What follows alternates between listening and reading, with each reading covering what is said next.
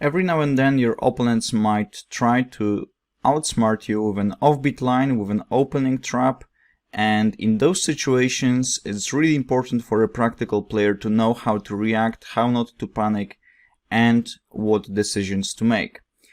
My name is Mat Kolosowski, I'm an international master from Poland, and in this video I'm going to show you a couple of interesting opening traps and reactions to those in Scandinavian Defense.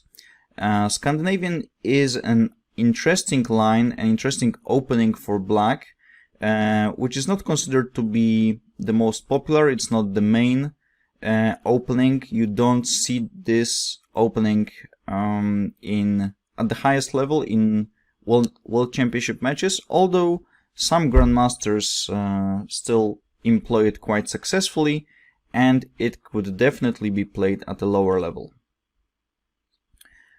So the lines I'm going to show you are definitely not the main ones, but quite important especially for those of you who play e4 on move 1 with white.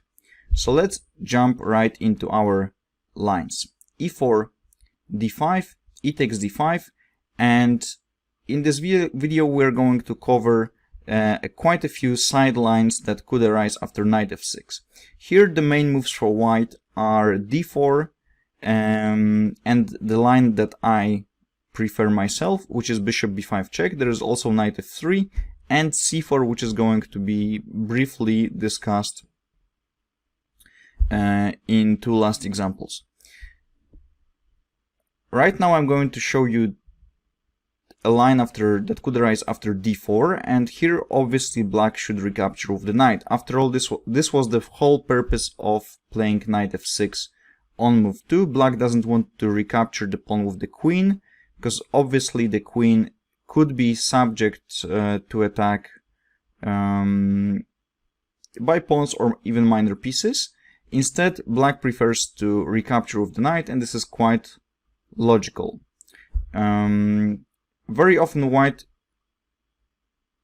attacks the knight in the center with c4, and this seems to be a great continuation. After all, white has these two powerful pawns in the center, and you could say that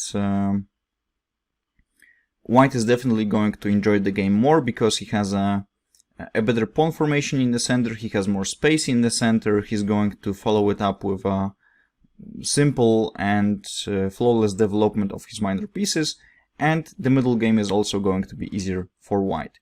At first glance it may look like this, especially that after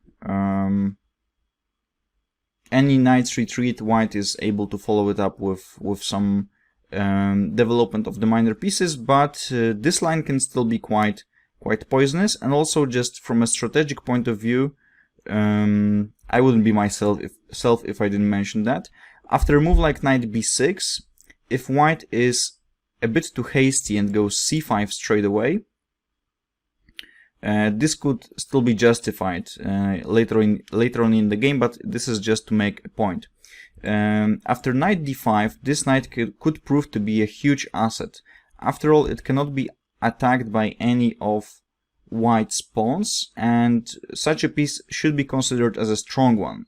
Later on, black could be able to build his entire position based on this knight, bring up some other resources, some other pieces, develop the bishop, for instance, to f5, and this knight on d5 could prove to be a huge nuisance for white. We're not going to cover lines like that. Instead, knight b4, and this is quite a venomous line, a tricky one, and already this presents white with a bit of a tactical riddle. For instance, if white went bishop e2, which is clearly a mistake, black just takes on d4, and after queen takes d4, there's knight c2 check, forking the king and the queen. Let me put this on the board. After knight c2, that's not how the knight moves. After knight c2 check, black clearly is on top, he won a pawn and has a better position. So the knight has to be treat it in some other way. And what I would like to show you is a line that goes after queen a4. This is one of the reactions which is possible. I'm not sure if the best one, but definitely one that deserves consideration. So queen a4 check. It looks like black already has a problem, but this can prove to be quite tricky for white. Black responds with knight c6, the one from 8, because of course if you play with the other knight after d5, there is no hope for black to keep the material even. Instead, knight 8 to c6. All of this is normal, and after a3, knight a6, white could try to play d5. And again, it looks like white is just winning a piece, but not so fast, says black. Knight c5. These knights are really trying to prove that the queen is outnumbered, and therefore it's going to have some problems. If you decide to enter this position, it's still fine for white. There is no problem here whatsoever. White is doing just great, provided that you don't fall for the trap, which I'm going to show you in a moment. Basically, the move that is needed right now is a modest return of the queen to d1, and what you need to understand is that these knights are not strong. They are going to be harassed all the time by white's pawns and pieces, and the tricks that are that are at black's disposal, for instance, knight d4, queen takes d4, knight b3, these are not satisfactory, because after queen c3, knight a1, you can just play b4, take the other knight in a moment, or even b3. In any event, this has to be better for white. After all, you're going to have two minor pieces for a rook, which is advantageous. So this is at the very least what white could play. Perhaps there are even stronger options available. I can imagine, for instance, b4 to be also a possible line, although queen d4 seems to be satisfactory. The trap that I wanted to show you could be seen after queen b5. And now black has a very interesting piece sacrifice at his disposal. e5. All of a sudden, it turns out that the white queen is going to be in great danger in a moment, and black finally starts to develop his pieces. So d takes c6 seems to be quite forced, and now black just goes with a calm move b6. The point, probably some of you already realize what the point is. Just to go a6, and once the queen goes to b4, there is knight d3 check, discovered attack. We develop this fellow from f8 without even making a move with it. We make it involved in the whole process of trapping the white queen. So one line could go, for example, bishop e2, and now of course a6 is okay, but also a5 intending to play bishop a6 is also great, because right now the queen is trapped.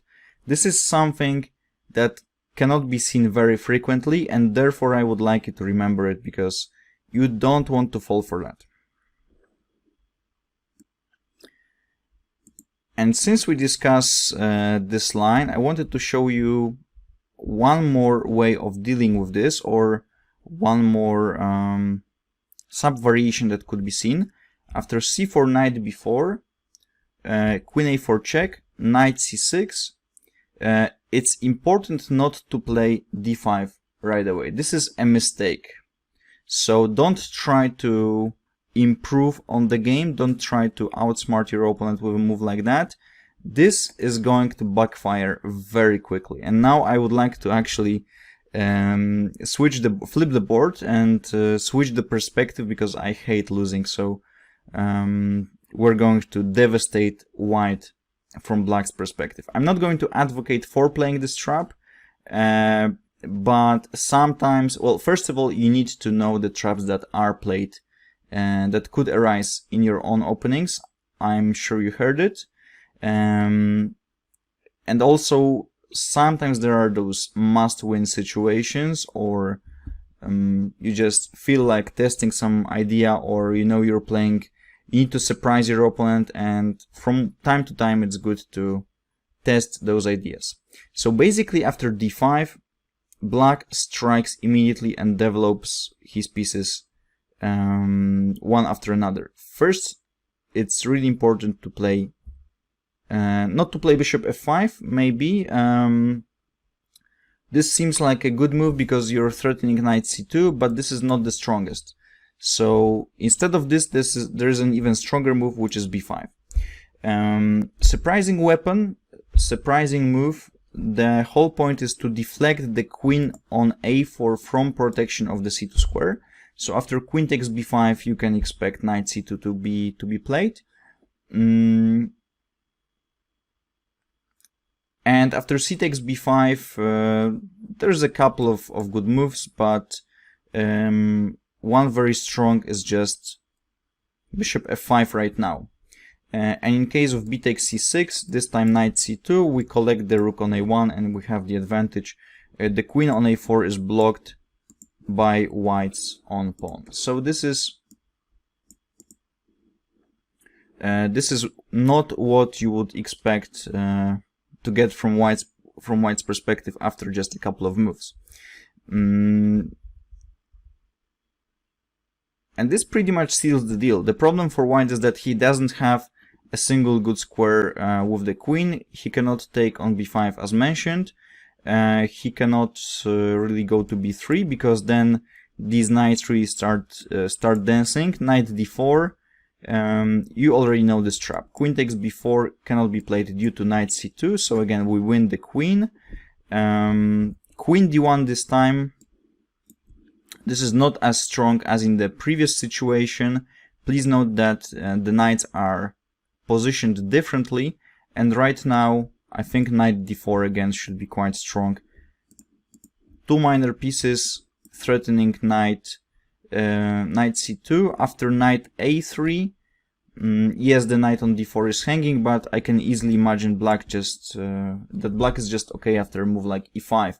And the problem is not really the material balance or the threats that are there. White is just seriously undeveloped. In a moment, black is going to play bishop f5, potentially also bishop c5, kingside castle. This doesn't really matter. Black's position is just fantastic, and he has no tactical problems whatsoever. In the meantime, white wasted a lot of time in the opening with his pawn moves and with his queen moves. So if you want to meet this variation properly, I suggest that in this position you just play a3 and possibly d5 and then just go queen d1 and still make those knights remain loose in the center of the board. This is probably one of the most practical reactions to this system. And there's one more interesting line that I wanted to show you in Scandinavian. This has not been that popular, I think, at higher level. Although David Smerdon released a book on Scandinavian, and I think he advocated for playing these lines in his book, and therefore, as a white player especially, you might be seeing those more often. And also, if you feel like playing sharp positions where you're definitely going to enjoy the positions you have with great attacking prospects, but you're at the same time not afraid of taking some risks, even losing some time from time to time, because objectively these lines are not that great, then feel free to test these lines I'm going to show you. So knight f6, c4, this is considered to be not the strongest, but again black needs to know how to play it. So after c4 there's e6, so this is a regular gambit. Another line goes c6, but e6 is considered to be the stronger of the options. And after d takes e6, black just recaptures the pawn with bishop takes e6. So one line goes d4, and black plays bishop b4 check. As you see, for a sacrificed pawn, black has a tremendous development as early as on move 5, move 6. 3 developed minor pieces. White king is still in the center. You cannot expect it to be very safe with the threats you're going to witness in a moment. One of the reactions here for white is just to go bishop d2. And here logically you don't want to capture the bishop on d2 because that just accelerates white's piece development and encourages white to catch up and consolidate quicker. Instead, queen e7, protecting the bishop and actually making some threats. Bishop g4 is a discovered attack, and so is bishop takes c4. So you give a check using your queen on e7, which is placed on the same file as the white king, and also you take the pawn on c4 with a very promising position because again you have much more developed pieces, they are centralized, etc. So the trap I would like you to avoid, well, basically, please don't enter these lines with white, but if you, for any reason, enter these, or if you decide to test those with black, make sure to understand that after queen a4 check, white doesn't win the piece, even though there is a double attack here. On contrary, bishop d7 is I think a move that should finish the game instantly. There is a check here, the queen is under attack, you cannot protect both. You have to do something about your king, and then black wins the queen. So this is game over. And another line that could be seen in this variation is going to be presented in a moment.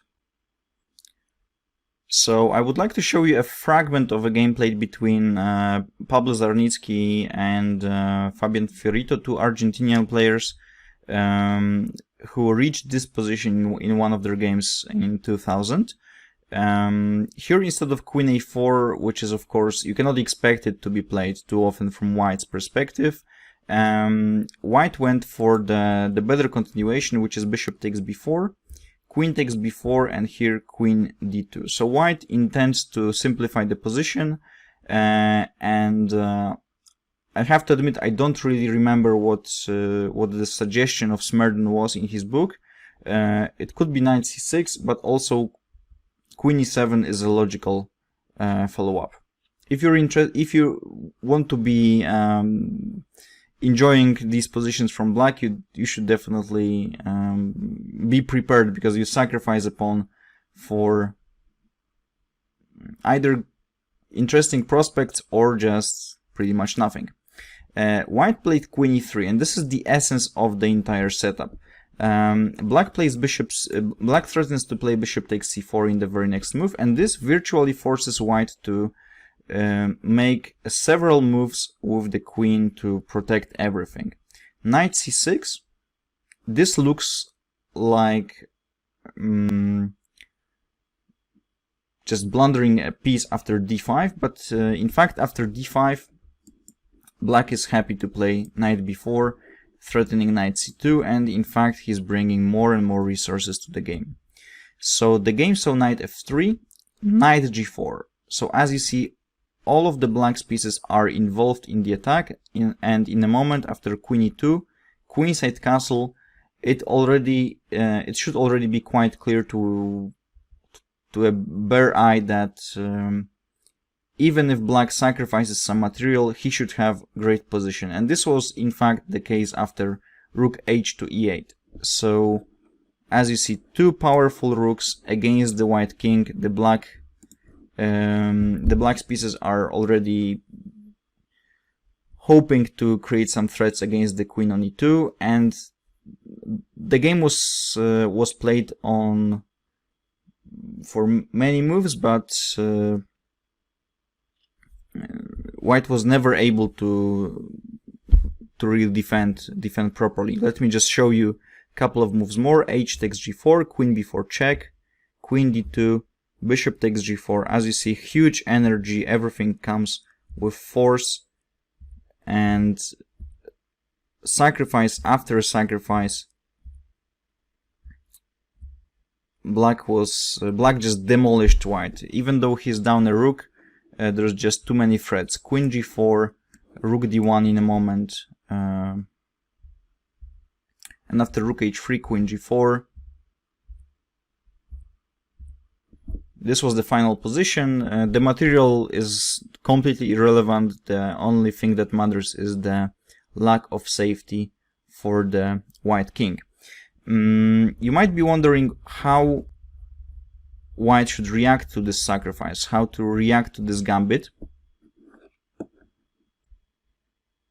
And probably my best piece of advice for you would be just don't enter it through from white's perspective. Just don't play c4 against the Scandinavian. Just play d4 as suggested in the first 2 games. Playing c4 is very risky. You have to be very well prepared. It is possible to do that if you are willing to put great effort in your opening preparation. You might want to do that, but I think this is just not practical. And both d4 and bishop b5 are moves that I recommend. c4 only for those of you who are really brave and well prepared. I hope you enjoyed these examples, and thanks for watching.